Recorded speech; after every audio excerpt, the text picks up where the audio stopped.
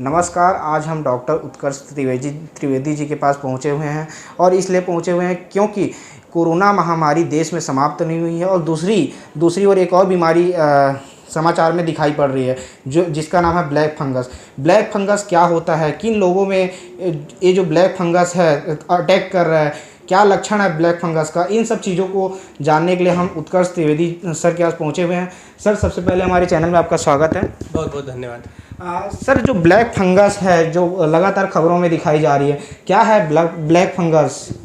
देखिए, black fungus एक तरीके का सामान्य फंगस है, जैसे जो आउटर स्किन पे आपके फंगस होते हैं, लेकिन ये जो ब्लैक फंगस होता है ये आपके इनर स्किन पे होता है। मतलब जहाँ भी आपकी स्किन की सतह थोड़ी सेंसिटिव रहती है, जहाँ पर गीलापन नमी थोड़ा ज़्यादा रहता है, वहाँ पर ये उत्पन्न होते हैं। और ये एक तरीके के अपॉर्चुनिटी फंगस होते हैं, मतलब जहाँ इन्हें मौका मिलता है वहाँ ये उत्पन्न होते हैं। और मौका आप किस हिसाब से सोचेंगे, जैसे कोई डायबिटिक पेशेंट है जो कमज़ोर वर्ग रहता है, या जिस व्यक्ति की इम्यूनिटी कम रहती है, या अभी जो लंबे समय तक जो कोविड का ट्रीटमेंट लिए हैं, या जो भी पेशेंट हॉस्पिटल में एडमिट रहते हैं।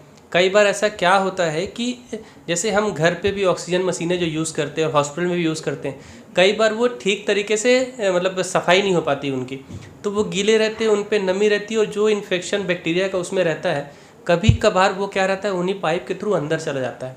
तो वो बैक्टीरिया जो वायरस जो भी रहता है वो अंदर ग्रो करता है और इस टाइप का वो इन्फेक्शन क्रिएट करता है, जिसको हम ब्लैक फंगस कहते हैं। सर, ब्लैक फंगस होने का सबसे पहला लक्षण क्या है मरीजों में? यदि उनको ब्लैक फंगस जो बीमारी है होती है तो क्या लक्षण है, उनको कैसे पता चलेगा कि हमको ब्लैक फंगस हुआ है?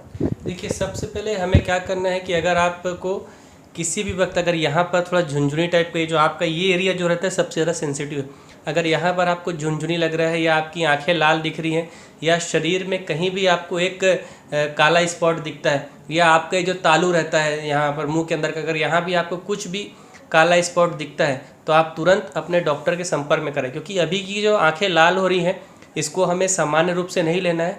और ख़ासकर जो पोस्ट कोविड वाले हो चुके हैं, जिन्हें कोरोना हो चुका है उनको, और जो हॉस्पिटल में एडमिट होकर डिस्चार्ज हुए हैं, डायबिटिक मरीज हो गए हैं, और जिन व्यक्तियों की इम्यूनिटी लो है, जैसे जिसको कैंसर की बीमारी है, या जो स्टेरॉइड्स का सेवन ज़्यादा किया अभी ट्रीटमेंट में, वो बिल्कुल इसका ध्यान रखें। अगर उनको थोड़ा सा भी कुछ ऐसा लक्षण दिखता है कि उनके शरीर में कहीं भी ब्लैक स्पॉट दिख रहा है, या आंखें लाल दिख रही हैं, या यहाँ पर सेंसेशन की कमी दिख रही है, कहीं भी स्वेलिंग दिख रही है, तो वो तुरंत ENT स्पेशलिस्ट या अपने नज़दीकी डॉक्टर से जो भी है उनसे वो संपर्क करें। हाँ सर, बताया जा रहा है कि ब्लैक फंगस से लोगों की मृत्यु भी हो चुकी है। छत्तीसगढ़ में भी ये मामला सामने आया है, तो कितना खतरा है इससे, ये जो बीमारी है? देखिए, ब्लैक फंगस से मृत्यु जो है उसका कारण जानना पड़ेगा। आप सीधा ब्लैक फंगस नहीं कह सकते। ब्लैक फंगस की उत्पत्ति का कारण क्यों, अचानक से ब्लैक फंगस आएगा नहीं। वो ब्लैक फंगस कब से आया, कितने दिनों से आया, वो पेशेंट की क्या प्रीवियस हिस्ट्री थी, उसके अंदर और क्या बीमारी थी, ये सब हमें जानना। हम डायरेक्ट किसी को कह दें कि इसकी मृत्यु ब्लैक फंगस से हुई, ये अभी इतनी जल्दी कहना उचित नहीं। सर, कैसे बचा जा सकता है यदि कोई चाहता है, जो लोग हैं ब्लैक फंगस से कैसे बच सकते हैं? देखिए, सबसे पहले कि आप अत्यधिक दवाइयों का सेवन ना करें। अगर आप की जो ये मैं आपको शुरू करूँ, ये आपकी आँख, नाक, कान, मुंह, ये जो सेंसिटिव एरिया है, आप इन्हें अपने हाथ साफ धोकर ही छुए। और अगर आप घर में कोई भी चीज़ का उपयोग सेल्फ से कर रहे हैं ऑक्सीजन के लिए या उसके लिए, तो उसको प्रॉपर तरीके से साफ़ करें, क्योंकि ये जब फंगस जमेगा तभी आपके अंदर वो इंजेक्ट होगा, तो उसको हमें बचा के रखना है। और बहुत ज़्यादा ठंडी चीज़ों का सेवन ना करें, AC ज़्यादा तेज़ ना चलाएं, ठंडे से बचें, क्योंकि कहीं ना कहीं ये नमी वाली एरिया में ज़्यादा होगा, और जहाँ पर ठंडकतापन होगा, तो इन सब चीज़ों से हमें बचना है। जी धन्यवाद सर। और सर, सबसे बड़ा सवाल है, वैक्सीनेशन को लेकर काफ़ी सारे लोगों में अफवाहें थी, और सबसे बड़ा अफवाह था महिलाओं को लेकर। काफ़ी ज़्यादा एक मैसेज वायरल हो रहा था लोगों के मोबाइल में, लगातार वायरल हो रही थी महिलाओं को लेकर। क्या है सर इसकी सच्चाई?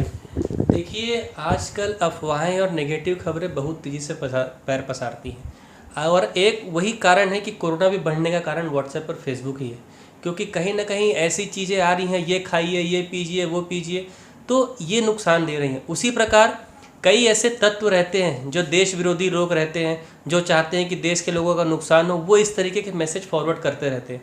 जब देश के प्रधानमंत्री, हमारे छत्तीसगढ़ के मुख्यमंत्री, स्वास्थ्य मंत्री, वो विभिन्न राजनीतिक दल के बड़े बड़े पढ़े लिखे लोग वैक्सीन लगा रहे हैं, तो वो तो समझदार है ना, तो हमें उनको देखना चाहिए। आज आप देखिए रायपुर में वैक्सीन के लिए पढ़े लिखे लोगों की भीड़ है, वैक्सीन ख़त्म हो रही है। तो ये हमें इस टाइप के मैसेज वायरल करना चाहिए, ना कि नेगेटिव खबरें। वैक्सीन लगाना आपके लिए उचित है, और जैसे कि हम एक हेलमेट लगाते हैं कि इसका मतलब ये नहीं कि उससे आपकी एक्सीडेंट नहीं होगा, आपकी जान नहीं जाएगी, लेकिन अगर एक्सीडेंट होता है तो आप सेफ रहते हैं, कहीं ना कहीं जान जाने की संभावना कम रहती। तो वैक्सीन भी इस महामारी में वही रोल प्ले करेगी। अगर आपको कोरोना होता भी है तो उसमें आपके ज़्यादा लक्षण आपके बॉडी में नहीं आएंगे, ज़्यादा सिम्टम्स नहीं आएंगे, आप उससे बच सकेंगे। इसीलिए आपके चैनल आरजे न्यूज़ के माध्यम से मेरा सभी से यही निवेदन है कि जितनी ज़्यादा से ज़्यादा लोग वैक्सीन लगाएंगे और जितनी जल्द से जल्द हम सभी को वैक्सीन दे पाएंगे, उतनी जल्दी हम इस कोरोना महामारी से हम बच पाएंगे। जी बहुत बहुत धन्यवाद सर। धन्यवाद बहुत बहुत आपका। जिस प्रकार से देखें कोरोना वैक्सीन को लेकर लगातार अफवाहें फैल रही हैं, लड़कियों वाली अफवाहें हैं, जो मैसेज लगातार फैल रहे हैं, तो आप इन सब अफवाहों में ना पड़ें और तुरंत जाकर वैक्सीनेशन सेंटर में पहुंचकर वैक्सीन लगाएं। और जिस प्रकार से ब्लैक फंगस की जानकारी उत्कर्ष त्रिवेदी जी हमें दिए, तो जिस प्रकार से आप देख रहे हैं किस प्रकार से ब्लैक फंगस किन लोगों में अटैक कर रहा है, तो आप घर पर रहें, सुरक्षित रहें और लगातार आप जो वैक्सीनेशन है वैक्सीनेशन कराते रहें। कैमरामैन हितेश के साथ मैं योगेश यादव, रायपुर, छत्तीसगढ़।